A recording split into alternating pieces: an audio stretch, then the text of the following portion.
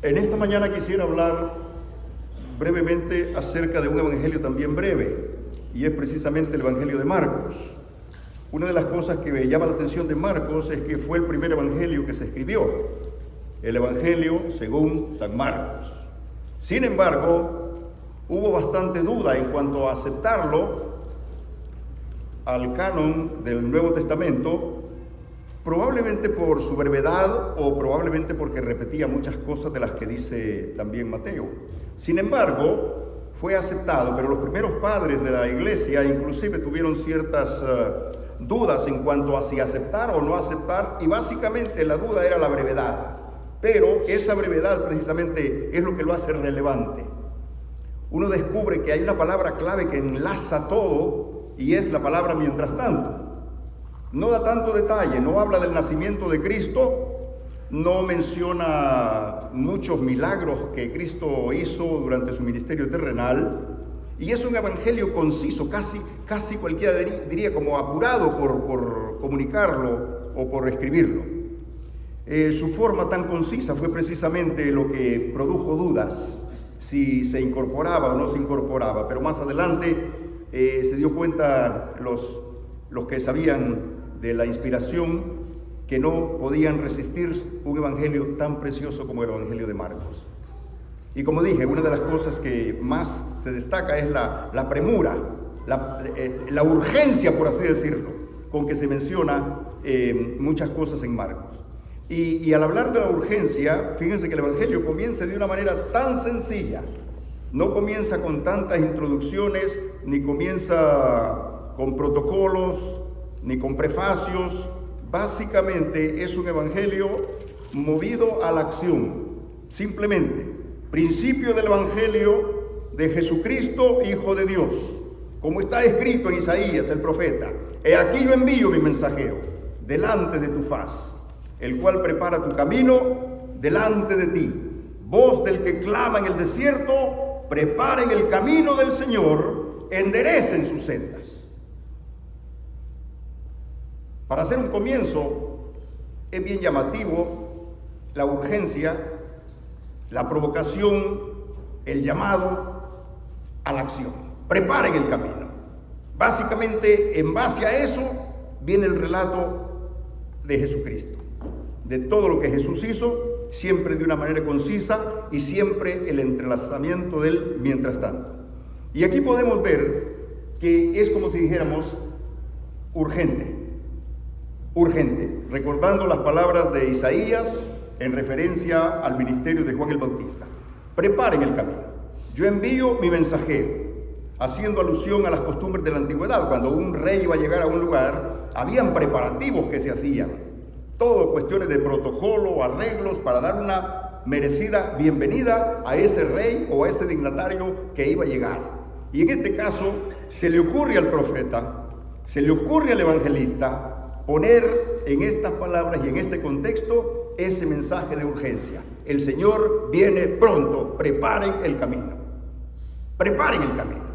Y fíjense que cuando la palabra dice preparen el camino y enderecen sus sendas, es un llamado urgente a preparar aquellas cosas que nosotros probablemente todavía tenemos tal vez pospuestas para más adelante o tal vez en desorden.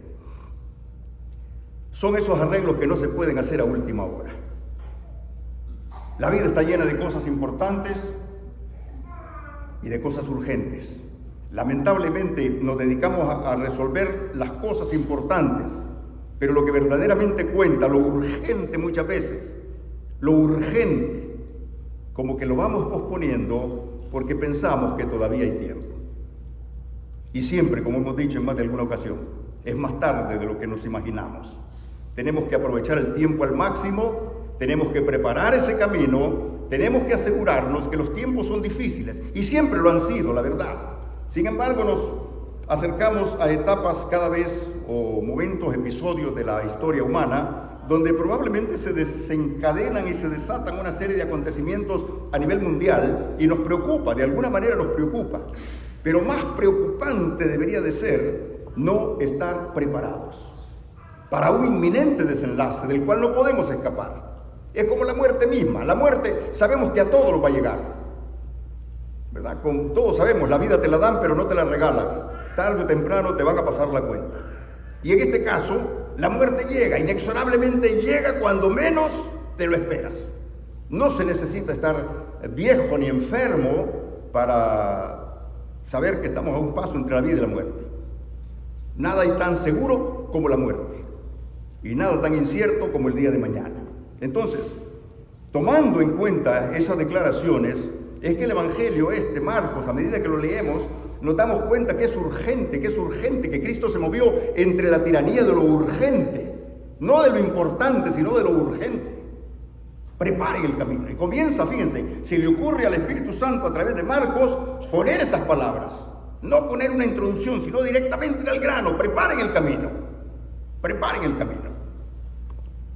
Y son esas situaciones que no podemos posponer. Quizás podamos posponer muchas. Esta semana ya tenemos a lo mejor algunos arreglos de lo que vamos a hacer, unas que otras más urgentes que otras. Sin embargo, podemos hasta posponerlas, pero hay cosas en la vida que es una tragedia, verdadera tragedia, posponerlas. Son esas situaciones de la cual depende el futuro del alma. Imagínate, hemos acumulado una fortuna, prestigio, comodidades, prestaciones, una familia, pero esta noche vienen a pedir tu alma. Esta noche, no mañana, esta noche vienen a pedir tu alma. ¿Y para quién será todo eso que has provisto? Nunca está de más pensar en la brevedad de la vida. Todos sabemos que la vida es breve, ¿verdad? Y la misma Biblia dice, nuestros años acaban como un pensamiento. Sí, es verdad, pero es importante pensar en la brevedad de la vida y cuántas cosas no hemos terminado. Cuántas cosas ni tan siquiera las empezamos. Cuántas cosas nos salieron mal en la vida. Cuántas cosas probablemente las dejamos a medias, cabos sueltos. Pero fíjense aquí, el mensaje de urgencia es: hagan los arreglos, preparen el camino, preparen el camino. Y ningún camino en estos aspectos se puede preparar si no procede de una auténtica conversión a Jesucristo, no de un maquillaje religioso. Preparen el camino. Preparen el camino, porque son esas cosas a las cuales no le podemos dar la irrelevancia que uno cree que no tienen. Sí tienen una relevancia y hay que preparar el camino, porque es probable que de esas decisiones dependa la vida eterna. Aceptar a Jesucristo, todos sabemos que es la decisión más importante de la vida, y hay una cantidad de gente buena que sabe que sí, que eso es cierto, pero no lo han hecho. Cantidad de personas saben que el Evangelio es poder de Dios para salvación de todo aquel que cree, pero no han dado ese paso de fe. Estamos posponiendo lo urgente.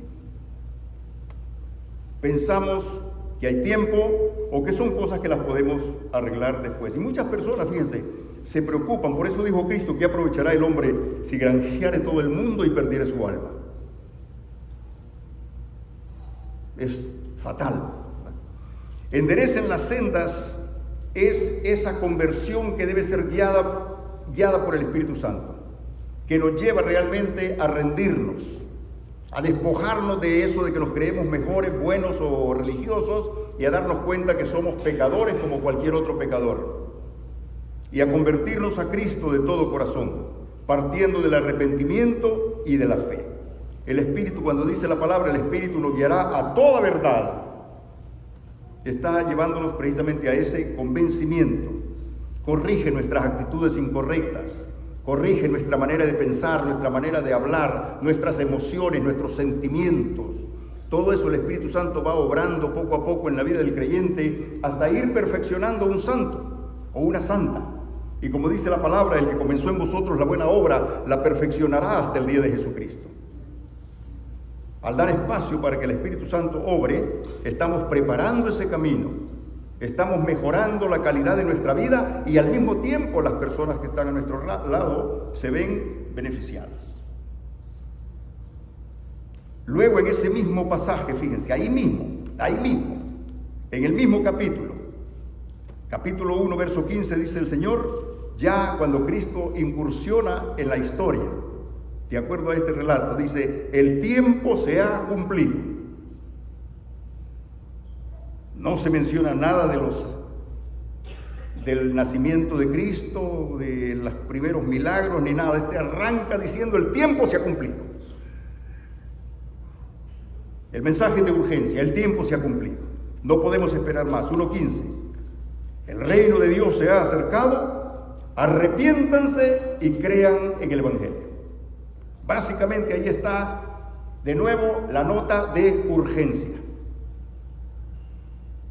Queremos asegurar una vejez, queremos tener una familia linda, queremos mejorar la calidad de nuestra vida, queremos mejorar la salud, y todo eso es bueno, sumamente bueno, pero entre lo bueno siempre lo mejor, y entre lo importante lo urgente. Aquí la palabra comienza con este llamado verdaderamente de urgencia. Según el registro de Marcos, con estas palabras inaugura Jesús su ministerio. El tiempo se ha cumplido. El tiempo se ha cumplido, el reino de Dios se ha acercado, arrepiéntanse y crean en el Evangelio. Básicamente ese es el comienzo de la conversión. Saber que el tiempo es breve y que hay que aprovecharlo al máximo. Cuando la palabra dice el tiempo se ha cumplido, obviamente es que la gracia ha inaugurado. Que ya no estamos bajo la ley, estamos bajo la gracia. Aprovechemos esa oportunidad. A mí me sorprende cómo hay personas que viven en este país. Estados Unidos sigue siendo un país de grandes oportunidades, de grandes avenidas, de grandes futuros. Y cuántas personas desprecian o menosprecian el tiempo que Dios les ha dado y las oportunidades, y no aprovechan todo lo que se pudiera hacer, todo lo que uno pudiera lograr, todo lo que uno pudiera hacer con el tiempo y los recursos que Dios te da. Por eso es muy importante darnos cuenta que es más tarde de lo que nosotros nos imaginamos, que es mucho más tarde de lo que pensamos, que el tiempo se ha cumplido y a lo mejor no nos queda mucho tiempo para hacer lo que pensábamos que íbamos a hacer. Eso de vivir un día a la vez o de vivir sin agendas tiene sus pros y sus contras. Lo más importante es prepararnos porque no siempre, mire, hay muchas cosas que podemos mejorar en la vida.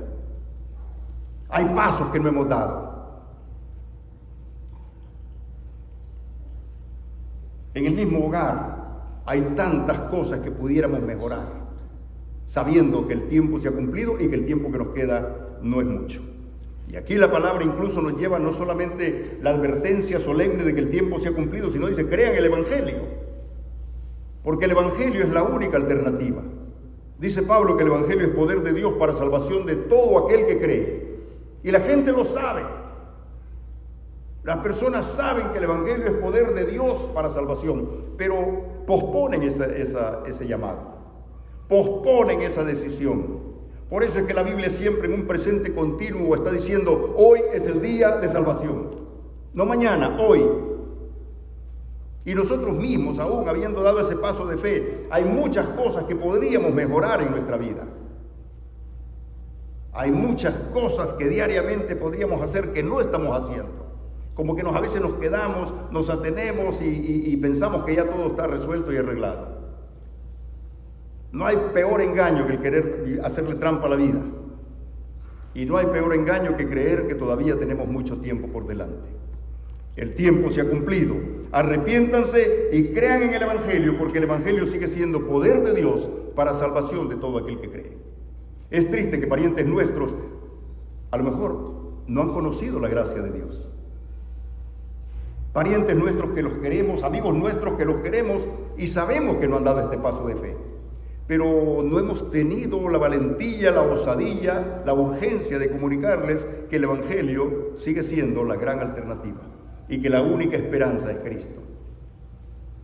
No me avergüenzo del Evangelio, dice Pablo, porque es poder de Dios para salvación. Y justo antes de entrar me preguntaba un hermano que exactamente como yo interpretaba cuando el carcelero de Filipos cuando Pablo le dice al carcelero de Filipos, cree en el Señor Jesucristo y serás salvo tú y tu casa.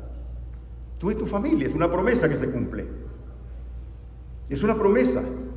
Tú y tu casa. La conversión comienza con una persona, una abuela, una madre, un tío, un hijo. Hemos visto casos incluso de que quien se convierte a Cristo a veces es un hijo, y ese hijo trae el evangelio a la casa, y luego los padres vienen a la iglesia, y luego otros amigos vienen a la iglesia, y es una repercusión contagiosa cuando vemos que poco a poco uno llega y el otro llega y el otro llega.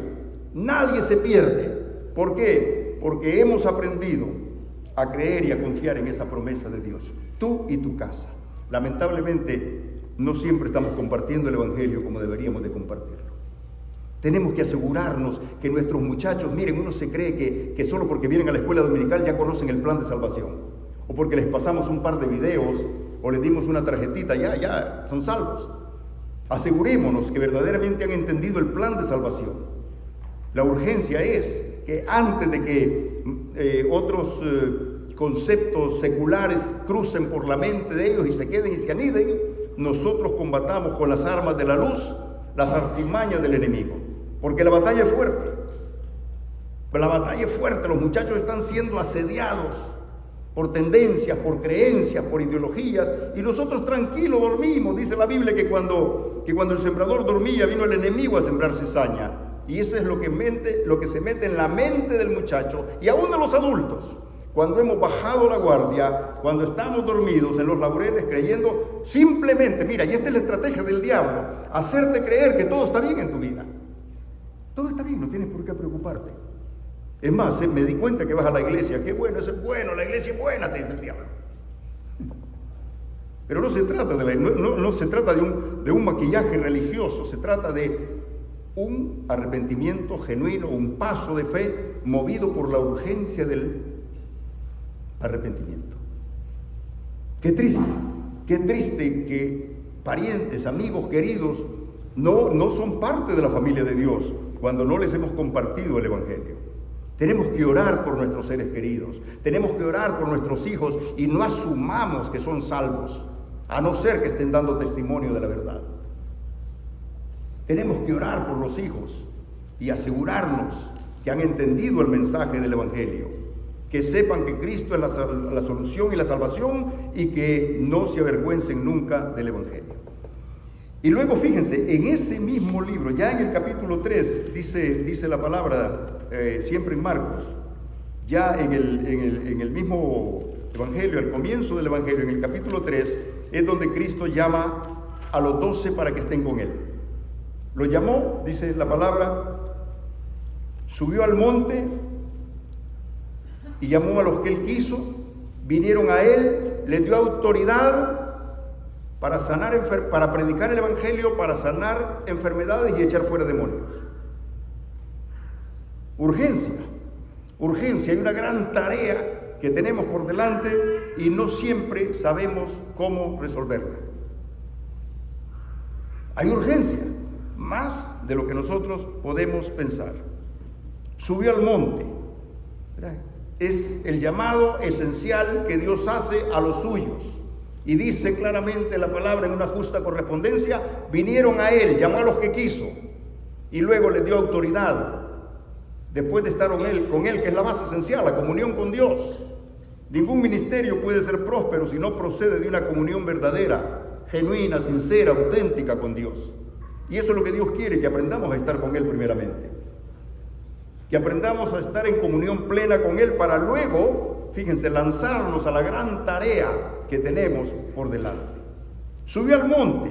Me llama la atención que cuando hablamos del monte, de los lugares altos, si uno lee la Biblia se da cuenta que grandes episodios, los más espectaculares y portentosos eventos de la historia bíblica ocurrieron en los lugares altos. Me imagino cuando Dios llamó a Abraham y le dijo, mira, así como ves estrellado el cielo y como ves el mar lleno de arena, así será tu descendencia y en ti serán benditas todas las naciones. Me lo imagino en un lugar alto, como en un lugar alto fue también cuando subió al Moria para sacrificar a su hijo y entregárselo a Dios. En un lugar alto le dio Dios las leyes a Moisés también. En un lugar alto Elías combatió a los profetas de los Baales para combatir la idolatría y la apostasía.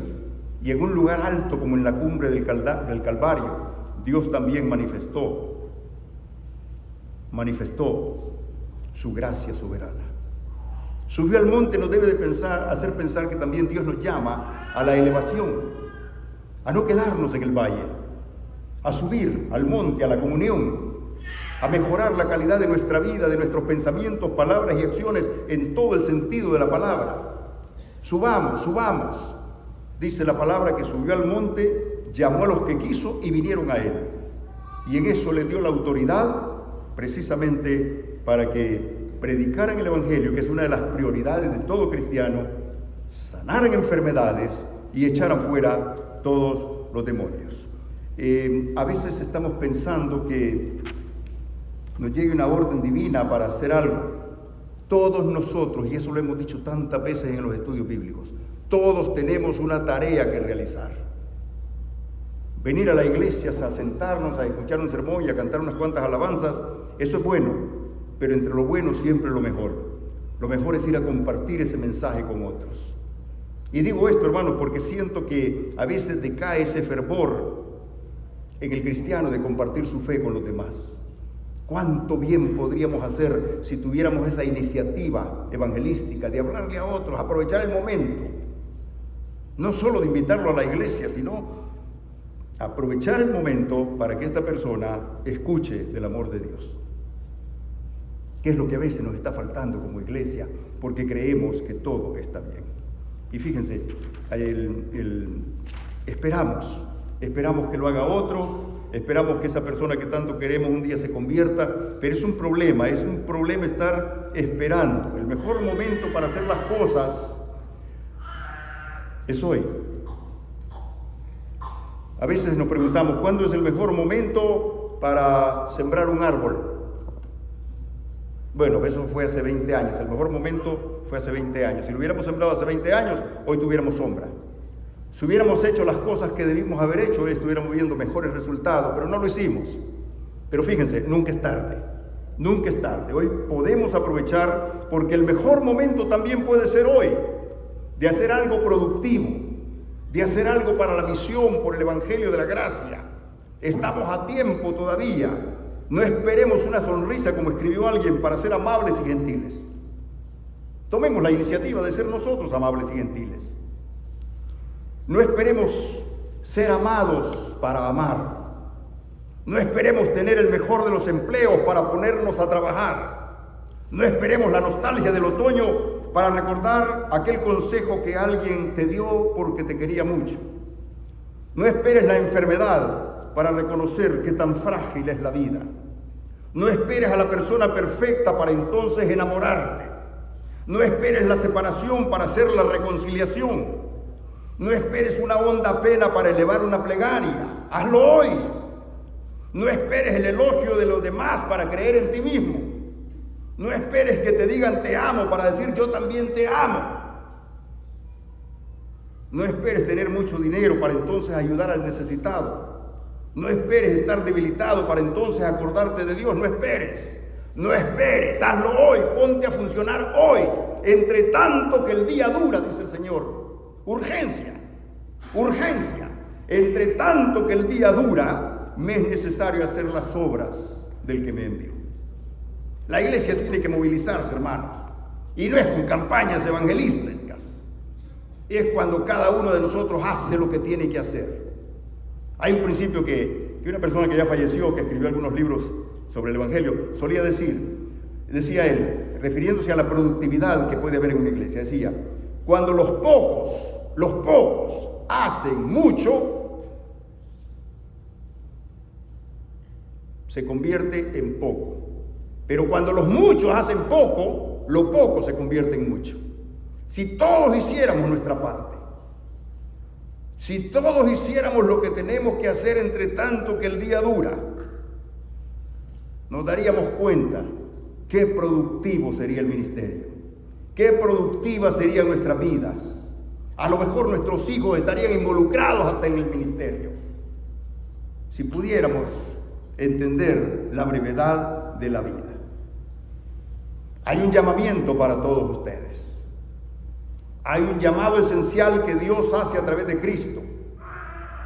Les haré pescadores de almas, le dijo a Pedro y a los discípulos. Vayan por el mundo, prediquen el Evangelio. Miren los campos blancos, listos para la cosecha, y se pierde la cosecha. Hay tanto que podemos hacer. Otra vez, mensaje urgente que Dios te llama hoy. Den testimonio público de su fe en Cristo. No se avergüencen, no esperen que lo va a hacer los medios noticiosos, los medios evangelísticos de campañas o de televisión. Tenemos que hacer nosotros la obra. A veces pasa una semana, pasa un mes y capaz que no compartimos con nadie el Evangelio. Es urgente comunicar, dar testimonio público de nuestra fe. Una palabra a tiempo, ¿cuánto podríamos hacer? Por esa palabra que has dicho, mujer, tu fe te ha sanado, le dijo Cristo a aquella mujer. Por esa palabra, y esa palabra es la que nosotros a veces estamos callando. Le dio autoridad para predicar el Evangelio, sanar enfermedades. Y fíjense que cuando hablamos de sanar enfermedades, no estamos hablando solo de las enfermedades físicas. Hay una cantidad de enfermedades mentales. Nuestro mundo está enfermo, nuestra sociedad es morbosa. ¿Cuánto bien podemos hacer si nosotros con oración recordamos que no nos ha dado Dios espíritu de cobardía, sino de poder, amor y dominio propio, para llevar un mensaje de esperanza en un mundo agobiado por las tinieblas y la maldad? Nuestra lucha no es contra sangre ni contra carne, sino contra principados, potestades y gobernadores de las tinieblas, dice la palabra. Autoridad para echar fuera demonios también.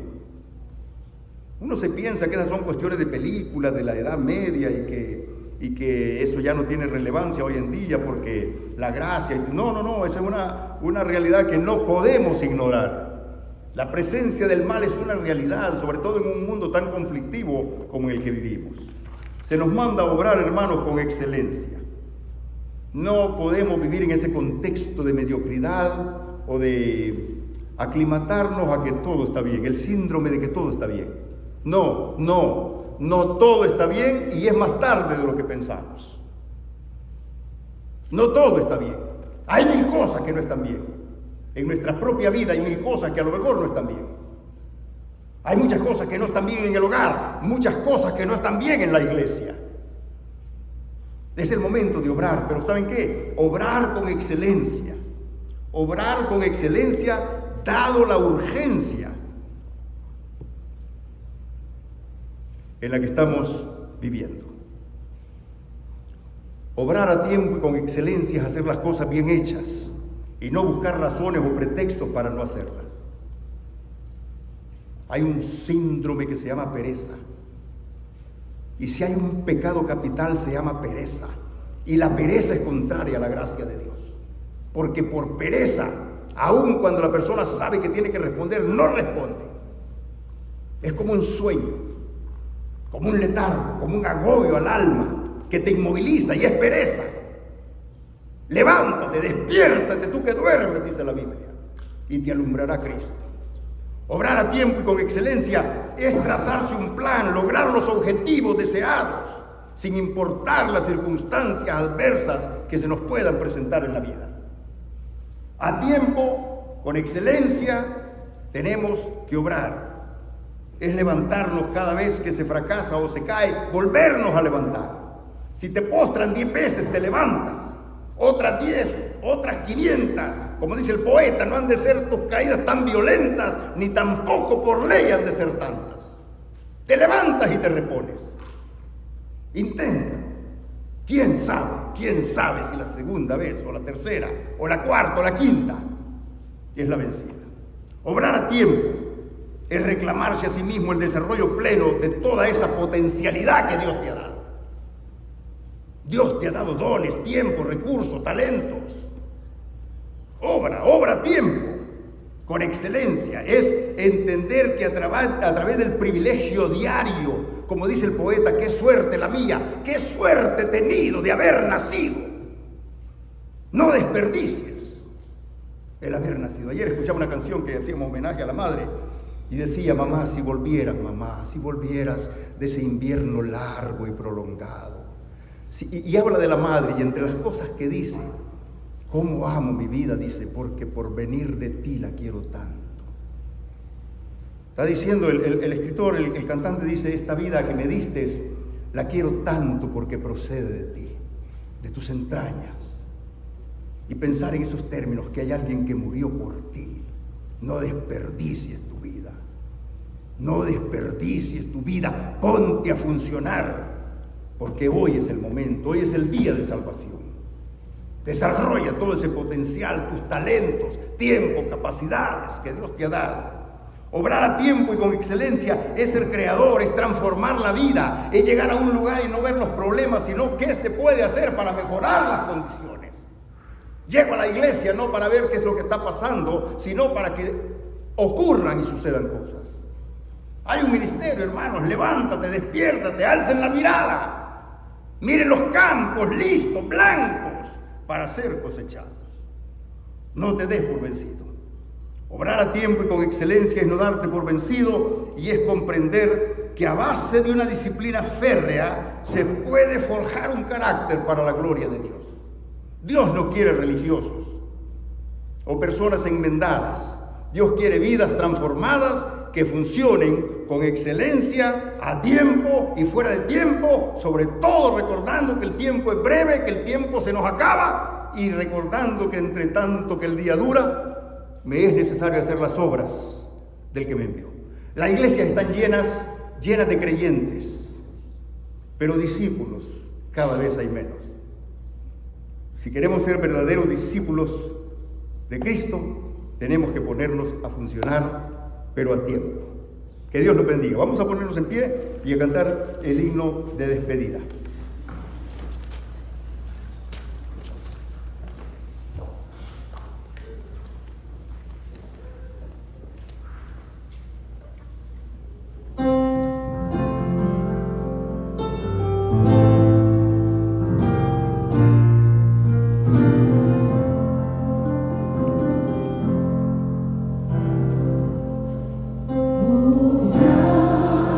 Gracias,